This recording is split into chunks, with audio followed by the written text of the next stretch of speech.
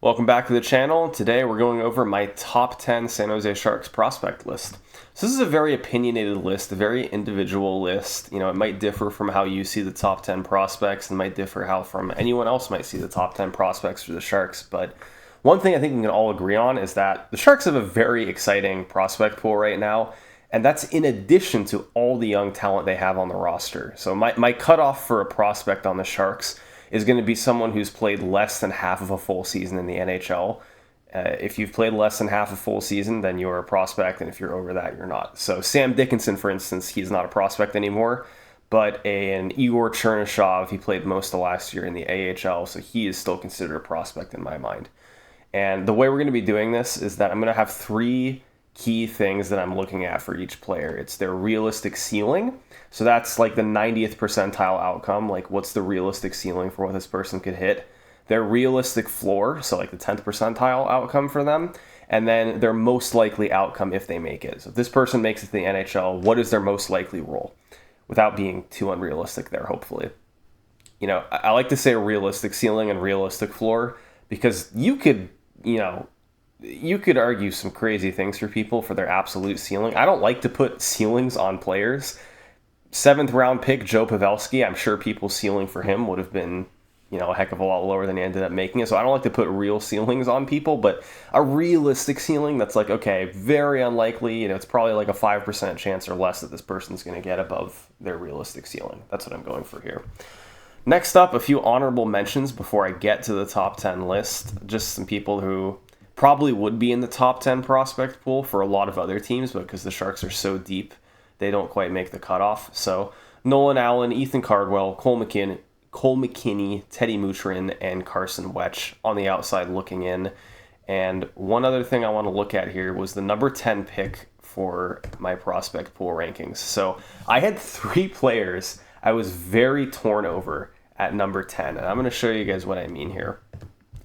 So to me, the Sharks kind of have these three players who are all in the AHL right now, and you could argue are kind of tweeners between the AHL and NHL, and I had to pick one of them to be my number 10, and ended up going with Cam Lund, and let me just kind of explain myself here. So Cam Lund, Philip Beested, and Quentin Musty, those are all really, they're not super high stock prospects at this point. They've all been drafted at least 3 to 4 seasons ago, but I went with Cam Lund above the other two. And the reason is because I feel like Cam Lund, the organization thinks a lot higher of him than Philip Beested and Quentin Musty, because supposedly before he got injured last year, he was going to be the next guy the Sharks were going to call up. He's probably going to be, plugged into the fourth line, maybe the third line. And he's also the only guy who's seen NHL time so far. 2 seasons ago, I think he played 11 games for the Sharks, and Beested and Musty just have not yet. So I think what this boils down to for me is the ceiling for a Philip Beested and the ceiling for Quentin Musty is probably higher than Cam Lund's ceiling. I think the most likely outcome for Cam Lund is that he's going to be a fourth-line winger in the NHL, and he'll probably have a nice little career for himself. But Beested and Musty, even though their ceilings are higher, I think the chance that they actually hit their ceiling is very low. And I think right now, the way it's gone for them, their most likely outcome, unfortunately, is an NHL, AHL tweener sort of guy. They'll probably both play in the NHL at some point. I'm a bit skeptical at this point that it's going to be for the Sharks in a significant role. So that's why I have Cam Lund ranked as number 10. He's a very solid defensive player. He's not going to be putting up even a point per game in the AHL. He's probably not going to give you more than 20, 25 points in the NHL, at least as it stands right now. But I really think he has a good chance to be a fourth-line winger for the Sharks going forward, pair up well with a Zach Ostapchuk. He was a 2022 draft pick, so the clock's ticking on him at this point for sure. But for a bottom 6 guy, we can afford to be pretty patient with him and see what develops. And yeah, that was the first really tough pick for me, is who's going in this number 10 slot. And I just think he's the furthest along of these three AHL players and the one who's least likely to be a bust. Number 9, Hao-Shi Wang. So the thing with Wang, he was picked, I think he was the first pick of the second round in 2025, and he was a total wild card player. And at this point in his career, he's still a total wild card. We really don't know what we're going to get with him. I would say if he makes it, the most likely role for him is probably a bottom pairing defenseman, but a dependable one. A realistic ceiling for him is probably the second pair, and the realistic floor is he just never makes it out of the AHL. There's a huge range of outcomes for Ho-Chi Wong at this point, and that is why I don't have the confidence to put him higher than number 10. There's certainly a chance he develops into a really good third pairing or even second pairing guy, but the chance that he also never makes it out of the AHL is quite high. So I don't have the confidence to put him higher than number 9, but certainly some people are a lot higher on him than others, and this is the slot where I like Ho-Chi Wong. He's a good player. He's still a very intriguing prospect, but that's where he slots in for me right now. Number 8, I have Leo Salin-Wallenius. He's a pretty interesting player. He's been playing in the SHL for a couple seasons now, and he's looked pretty good over there. I think the reason he's not necessarily higher on this list is just because I don't think his ceiling is that high. He could potentially be your second power play quarterback. He could be a nice third pairing guy. Second pairing is what I put for his realistic ceiling. I don't think a lot of my opinions on these prospects, I don't sit down and watch a lot of Leo Salin-Wallenius' games, for instance, but I listen to a lot of what trusted people say about him, what scouts say, what news reporters say about him, and then factor that in with what he's done statistically. And like Ho-Chi Wong, he's a bit of a wild card where I don't think we really know what this guy's floor is for sure or what his ceiling is. But for me, if this guy hits, he's probably going to be a nice third pairing guy who can chip in some nice offense on the second power play. He has some upside from there for sure, and he's already playing in a men's league, which is a good sign. But again, I don't really see him higher than number 8 right now. Number 7, I have Eric Polkamp. So Eric Polkamp, he's going to probably be playing for the CUDA next year. He has an outside chance at making the Sharks out of camp. He went roughly a point per game, I believe, in NCAA last year.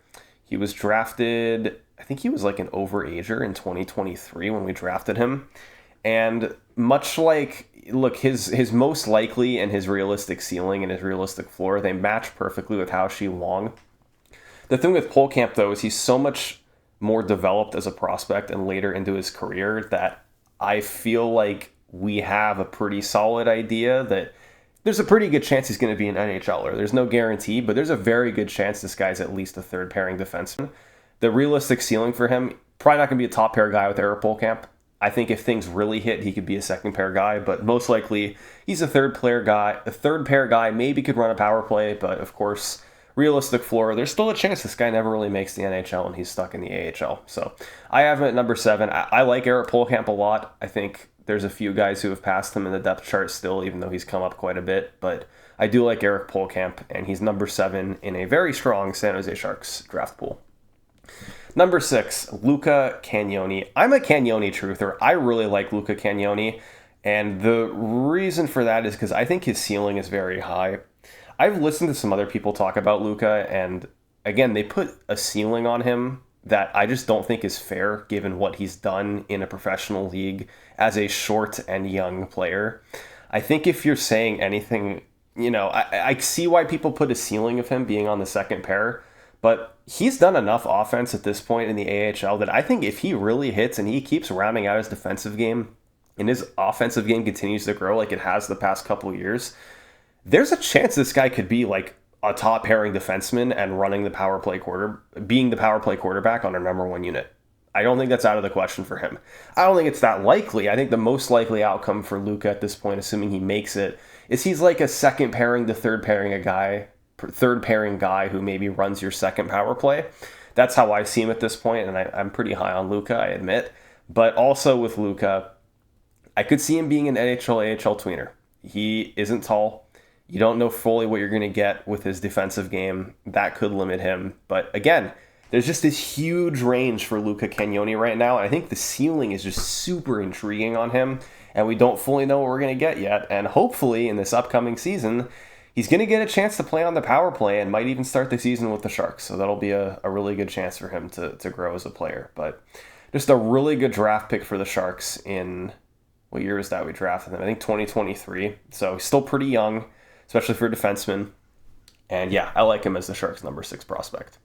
Number 5, I have the goaltender Joshua Ravensbergen. So he was a first-round pick in 2025. He was a pretty highly regarded goalie prospect. He was kind of like the consensus number 1 draft pick. A lot of people were like, we already have Askarov. Why do we need Ravensbergen? And last year kind of shows why we did that. Askarov struggled quite a bit his first full NHL season, and Ravensbergen had a fantastic draft plus 1 year. Now, look, at the end of the day, Joshua Ravensbergen is a 19-year-old goalie prospect who is still playing in the CHL. So what do we actually know about him? He has a huge range for... This guy, he was a first-round draft pick who played great in his draft plus 1 season. His realistic ceiling is an elite starter. Like, I'm sorry, you can't talk me down to say, oh, there's no way this guy's going to be an elite starter. That is his realistic ceiling. But his realistic floor is, again, a guy who never makes it out of the AHL. We just don't know what we're going to get with him. I'm saying the most likely outcome, if he makes it for now, is he's going to be like a 1B type of situation. But that's really a total guess. Who knows what we're going to get with Ravensbergen, but I really like him as a prospect. I'm really happy we drafted him. I thought that was a great move. I liked it at the time, and I would say I like it significantly more now, seeing what he did last year. And yeah, I have him as our number 5 prospect. Number 4. So getting into the 2026 draft now, we're going to have a few of these guys coming up here. And at number 4, I have Ryan Lynn. So Ryan Lynn really just, there's a lot of defensemen on this top 10 draft list so far. There's Hao-Shi Wang, there's Wallenius, there's Polkamp, there's Cagnoni, there's Ryan Lynn. But I think what I like about Ryan Lynn is I really like his ceiling. I think this guy can be a first pairing guy if all goes well. It's probably not the most likely for him. I think if he hits, probably a second pairing guy is a little more likely, but he fell in the draft. That's what you have to keep in mind with him. He was highly regarded, at least among a lot of prospective lists, a lot of people doing mock drafts. Ryan Lynn was pretty high up there in most people's minds, and he fell a little bit. He fell to the Sharks. We traded up to get him. And I think he was a steal where we got him. And I've been saying, everyone's been saying that. It's not like a hot take or anything by me, but I really like Ryan Lynn. I like the potential for offense that he brings. I think he could be on the power play one day, but regardless, I think he has a really good chance at being a nice middle 6 defenseman for us. And I think that's, if he makes it, it's probably his most likely role, somewhere second pair, maybe third pairing. He still has the ceiling of being a first pair guy. We'll see how he does the next couple years. But again, I'm putting an NHL, AHL tweener sort of guy as his floor because we just don't know. He hasn't played anything yet past his draft season, so it's hard to put a realistic ceiling and floor on this guy, to be honest. But he's our number 4. He's our number 4 in our prospect rankings. And moving on now to number 3. Keaton Verhoeff. I have him at number 3. Such a good pick by the Sharks. Really hard to believe how well this draft worked out. Keaton Verhoeff, I don't think he's like a consensus, this guy's definitely going to be a top pair running the power play, number 1 power play unit sort of guy. That's not really what people have been saying about Keaton Verhoeff. It's more that he'll probably just be a really solid defensive player who can chip in on offense. And I have him as most likely, again, assuming he makes it, most likely being like your number 2 or number 3 guy. Not necessarily a guy who's going to go out there and score 70 or 80 points for you, although, again, I think it's early enough in his career as a prospect, and he was drafted highly enough and highly rated that you can't count out him being your number 1 defenseman and being a power play quarterback. So I think that's his realistic ceiling. I just think more likely he's probably a number 2 and number 3 guy and a realistic floor. It's pretty hard for me to see Keaton Verhoeff not making the NHL, not being a solid NHL contributor on some level. So I have him as the highest floor of anybody so far. I think really worst case scenario for him, barring something crazy happening, he should at least be a third pair guy who plays consistently 17, 18 minutes a night. But I like his upside quite a bit. And I think that he's probably like by far the highest, most likely outcome of anyone on this list so far. I think there's a pretty big gap between number 3 and number 4 on this list. For instance, I think Verhoeff is just like a blue chip defensive prospect who has a very high ceiling and I have very high expectations for him, as you probably do too. Number 2, it's Igor Chernyshov. Igor Chernyshov is a heck of a prospect. I really, really like Igor Chernyshov, as everyone else does. What's weird about Igor Chernyshov is that he doesn't even really feel like a prospect. I had a tough time putting a realistic floor on Igor Chernyshov because he already played like a second-line winger last year. He had 19 points in 28 games, and granted, he was on Macklin's wing, but I don't know how you can put his floor anything under like a middle 6 winger, even like a second-line winger. I mean, he already did so well last year. He doesn't feel like a prospect. He just is by a technicality, really. But he's going to be in the NHL, should be for all season next year. And he's probably going to be playing on Macklin's wing, would be my guess. If not, he'll probably be a second-line player. I think that's probably his most likely long-term outcome, is he's like a top 6 winger, give you 60 to 70 points per season. Should be, anchored somewhere in the top 6, whether he's playing with Macklin, whether he's playing with Misa on the second line. He should have chemistry with Misa because of the CHL stuff. But the realistic ceiling on this guy, he could be a first-line winger going over a point per game. I don't think that's out of the question for Chernyshov, given what he did as a 20-year-old. And like I said, the realistic floor, that's what's amazing about Chernyshov, is it's hard to imagine him being anything less than like a 45-point player at bare minimum. And that's his floor because of what he's done so far. So that, in my mind, is why Chernyshov is so high up on this list. He's just already done so much at such a young age and played with some amazing players and looked really good doing it. And he wins puck battles. He has scoring touch. He's a very physical player, physically gifted player. He competes hard. He's just a great player. And again, it feels kind of cheap having him on the prospect list because he just doesn't feel like a prospect. Number 1, no surprises here. It's Ivar Stenberg. I think, again, I think this guy probably has the highest floor of anyone in the 2026 draft. I think he has a higher floor than Gavin McKenna. It's really hard for me to see Ivar Stenberg not being a 45 to 50 point player at the very least, just because of what he's already done in the SHL and because of the type of player that he is. He's not the type of guy who's going to get physically bodied off the puck. He's not the type of guy who's going to go lose a bunch of battles. He, much like Igor Chernyshov, he's a battler, and he grinds for the puck, and he's a really good guy at retrieving the puck, which is something that if he's going to be playing on a line with Macklin Celebrini or Will Smith one day, that's going to be super useful to that line, having a guy who can go dig pucks out of the corner and go get it to those really offensively gifted players. And that's not to say that Stenberg isn't offensively gifted. I think this guy is probably going to be a point-per-game player in the NHL in his prime. He's already put up really good numbers in the SHL, and I think, again, a realistic ceiling on Stenberg. I don't think you can count out him being a superstar.